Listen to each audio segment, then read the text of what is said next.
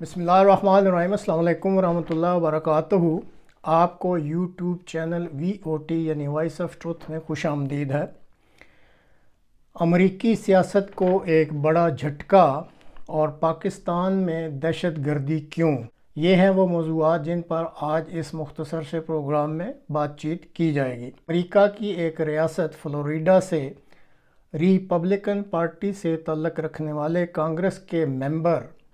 Mark gets ने, जो साबिक सदर ट्रंप के करीबी दोस्त समझे जाते हैं, अमेरिका की सियासत में पहली मर्तबा ऐवान नुमाइंदगान में कामयाब तहरीक अदम एतमाद के ज़रिए अपनी ही पार्टी यानी रिपब्लिकन पार्टी के स्पीकर केविन मैकार्थी को स्पीकर के ओहदे से बज़रिया अदम एतमाद तहरीक हटा दिया है। 3 रोज़ कबल अमरीकी ऐवान नुमाइंदगान में मौजूद 426 मेंबरान में से 216 ने अदम एतमाद की इस तहरीक को मंजूर करने के हक़ में वोट दिया, जबकि 210 ने इस अदम एतमाद की तहरीक को मुस्तरद करने के हक़ में वोट दिया। अमेरिका की जो कांग्रेस है, इस वक्त उसकी कुल तादाद 535 है, जिसमें 100 के करीब जो अरकान हैं वो सेनेट में काम करते हैं और बाकी जो 435 अरकान हैं वो ऐवान नुमाइंदगान के मेंबर होते हैं। आजकल ऐवान नुमाइंदगान में रिपब्लिकन पार्टी की अक्सरियत है, यानी ट्रंप पार्टी की। हटाए जाने वाले जो स्पीकर जो कि रिपब्लिकन पार्टी से ही तल्लुक़ रखते हैं, इस पार्टी के बागी ग्रुप, जिनको बारे में कहा जाता है कि वो 8 मेंबरान पर मुश्तमिल है, इस बागी ग्रुप ने अपनी ही पार्टी यानी रिपब्लिकन पार्टी के स्पीकर पर इल्ज़ाम लगाया कि इसने चंद रोज़ कबल वाइट हाउस से एक डील की है और यूक्रेन के लिए जो जंग जारी है उसके लिए जो रकम दरकार थी, उस रकम को मुहैया करने की साज़बाज़ की है। चंद रोज़ कबल अगर आप मीडिया फॉलो करते हों तो आपने सुना होगा कि अमेरिकन हुकूमत शट डाउन होने जा रही थी, लेकिन अमेरिकी ऐवान नुमाइंदगान के स्पीकर की साज़बाज़ जिसका इल्ज़ाम लगाया गया है, उसकी वसातत से 40 रोज़ के लिए फिर ये शट डाउन जो है वो मुलतवी कर दिया गया था। अब इस पर इन 8 बागी अरकान ने ये इल्ज़ाम लगाया है कि इस स्पीकर ने वाइट हाउस, जहाँ पे डेमोक्रेट्स की हुकूमत है, कि उनसे साज़बाज़ करके इसने ये खुफिया डील की है ताकि यूक्रेन की जंग को जारी रखा जा सके और मतलूबा फ़ंड्स उनको मुहैया किए जा सके। अब जबकि अदम एतमाद की तहरीक कामयाब हो गई है और स्पीकर को हटा दिया गया है, तो 11 अक्टूबर को अब दोबारा नए स्पीकर के लिए वहाँ इंतखाब होगा। अब जो बात बताने वाली है कि अमेरिका की सियासी जमहूरियत की बहुत लंबी तारीख़ है, लेकिन अमेरिका की तारीख़ में ये पहली मर्तबा ऐसा हुआ है कि अदम एतमाद की जो तहरीक है वो कामयाब हुई है। अमेरिकी सदर जो इस वक्त सिटिंग सदर हैं, जो बाइडन, उन्होंने बहुत कोशिश की कि किसी तरीके से ये अदम एतमाद की तहरीक या तो पेश ही ना की जाए या नाकाम हो जाए, लेकिन ये कामयाब हो गई। और उनकी कोशिश इसलिए थी कि उनको खौफ था कि अगर ये कामयाब हो जाती है तो फिर जो यूक्रेन को इस वक्त अमेरिका की तरफ से फ़ौजी इमदाद का सिलसिला जारी है, उसमें रोक पैदा हो सकती है। अब ये जो रिपब्लिकन पार्टी के 8 बागी मेंबरान हैं, देख लें कि इन्होंने एका करके अमेरिका पूरे में जो सियासी हुकूमत है उसमें अफरा तफरी फैला दी है। एक तो ये साबका सदर ट्रंप के हामी हैं, दूसरे ये बड़े वाज़ेह अल्फाज में कहते हैं कि अमरीकी टैक्स दहिंदगान की जो रकूम है वो इस फजूल सी जंग पे जो यूक्रेन में प्रॉक्सी वार अमेरिका लड़ रहा है, इसमें ज़ाया की जा रही है, तो इस रकम को वो ज़ाया करने के हक़ में नहीं है। अब नाज़रीन देखें कि पाकिस्तान की तरफ से भी अरबों डॉलर का जो असला और गोला बारूद है वो यूक्रेन को मुहैया किया जा रहा है इस जंग को जारी रखने के लिए, लेकिन क्या मजाल है कि इस मुल्क में किसी को जुर्रत हो सके कि वो इस बारे में कोई बात कर सके یا کبھی یہ پوچھ ہی سکے کہ یہ سارا کچھ کیا ہو رہا ہے، تو اس کو کہتے ہیں کہ جو اصل جمہوری ملک ہوتے ہیں اور جو نقلی جمہوری ملک ہوتے ہیں ان میں آپس میں کیا فرق ہوتا ہے۔ پاکستان میں دہشت گردی کے واقعات میں آپ نے کچھ محسوس کیا ہوگا کہ پھر اضافہ ہو گیا ہے۔ اب چند خفیہ رپورٹس کے مطابق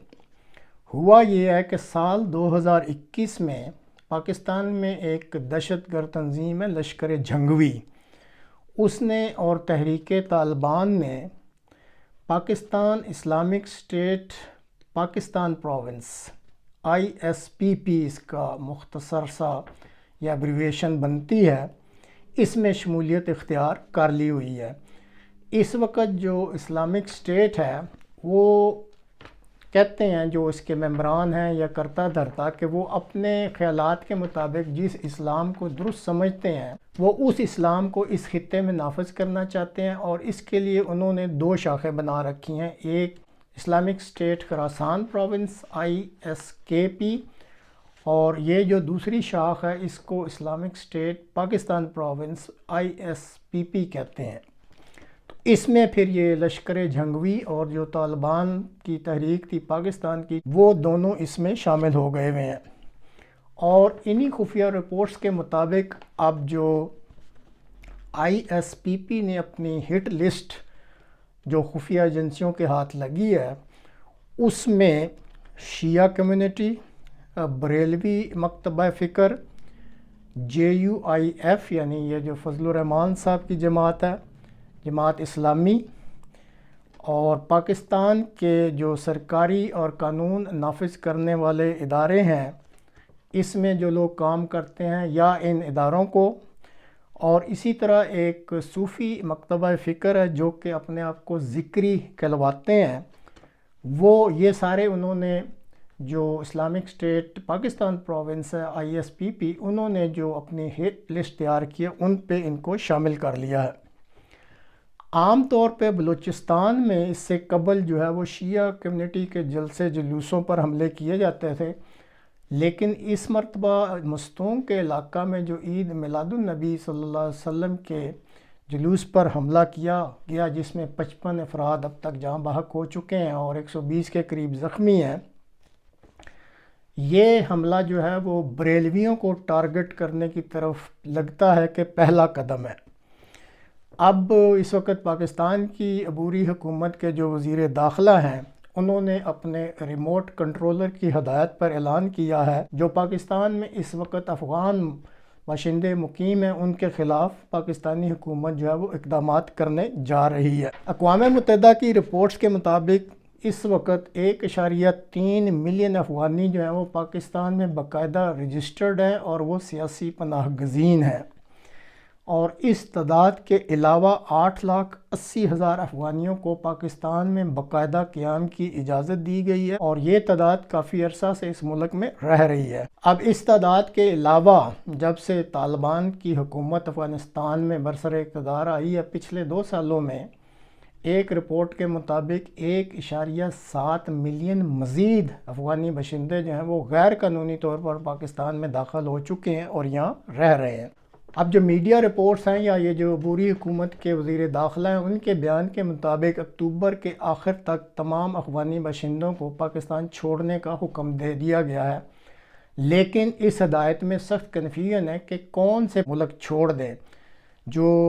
میڈیا رپورٹس ہیں ان کے مطابق جو پرانے رہنے والے ہیں یا جن کا کیس جو ہے یہاں پہ رجسٹرڈ ہو چکا ہے، جن کو اجازت ہے رہنے کی، وہ بھی شکوہ کر رہے ہیں کہ بے دریغ طریق سے یہ جو ہے افغانیوں کے خلاف ایکشن جو ہے وہ شروع کر دیا گیا، اور جو پرانے رہنے والے ہیں ان کو بھی بے دخل کرنے کے لیے تنگ کیا جا رہا ہے۔ اب ان سارے اقدامات کا نتیجہ کیا نکلے گا اس کے لیے ہمیں بہرحال کچھ انتظار کرنا پڑے گا۔ اب یہاں یہ سوال پیدا ہوتا ہے کہ اس قوم کے ٹیکس کی رقم سے اربوں ڈالر خرچ کر کے پاک افغان بارڈر پر فینس لگانے کا ڈرامہ رچایا گیا، تو جب اب یہ فینس لگ چکی ہے تو یہ بات سمجھ سے بالا ہے کہ یہ افغانی جو ہیں اتنی بڑی تعداد میں کہا جا رہا ہے کہ جی پچھلے 2 سالوں میں 1.7 ملین جو ہیں وہ غیر قانونی طور پر پاکستان میں داخل ہو چکے ہیں، تو یہ کہاں سے داخل ہو رہے ہیں؟ بارڈر پہ تو آپ نے فینس لگا رکھی ہے۔ اسی طرح یہ سننے میں آتا رہا ہے کہ 2 سال قبل افغانستان میں جو طالبان کی حکومت ہے اس کے قیام میں یہاں پاکستان کے جو مقتدر حلقے ہیں یا جو طاقتور حلقے ہیں وہ سب سے آگے اور پیش تھے، اور اب یہی مقتدر حلقے جن کے پاس اصل طاقت ہے وہ الزام لگا رہے ہیں کہ یہ جو اسلامک اسٹیٹ پروونس پاکستان ہے اس تنظیم کو افغان بارڈر پہ موجودہ طالبان کی حکومت نے سیف ہیفنز یعنی محفوظ پناہ گاہیں بھی دے رکھی ہیں، ان کو جنگجو بھرتی کرنے کی فیسلٹی بھی دے رکھی ہے، اور پھر اس تعداد کو جو یہ بھرتی کرتے ہیں ان کو تربیت دینے کی بھی سہولت دی جاتی ہے افغان سوائل پر، اور پھر ان کو ہتھیار بھی مہیا کیے جاتے ہیں۔ اب ایک عام اور سیدھا سادہ پاکستانی اس بات کو سمجھنے سے بالکل قاصر ہے کہ پاکستان میں دنیا کی ایک بڑی فوج سمجھی جاتی ہے جو کہ قائم ہے، لاکھوں میں اس کی تعداد ہے۔ اسی طرح پاکستان افغانستان کے مقابلے میں ایک بڑا ملک ہے، تو ان دونوں حقیقتوں کے باوجود یہ سمجھ نہیں آ رہی کہ اتنی بڑی فوج جو ہے یہ کیا اپنے بارڈر کا دفاع نہیں کر سکتی، اور اس میں ان کو ناکامی کیوں ہو رہی ہے، اور یہ کیوں کہتے ہیں کہ جی 1.7 ملین جو ہے افغان وہ غیر قانونی طور پر پاکستان میں داخل ہو چکے ہیں۔ ایک سادہ سا جو پاکستانی ہے جب وہ اس چیز پہ غور کرتا ہے تو ایک اس کے ذہن میں سادہ سا ہی جواب آ جاتا ہے کہ ٹھیک ہے فوج تو بہت بڑی ہے، لیکن جب یہی فوج بارڈرز پر اپنی دفاعی ذمہ داریوں کو پورا کرنے کی بجائے پاکستانی قوم کے عوام کو فتح کرنے میں لگی رہے گی تو ظاہر ہے پھر وہ اصل ذمہ داری تو پوری نہیں ہو رہی۔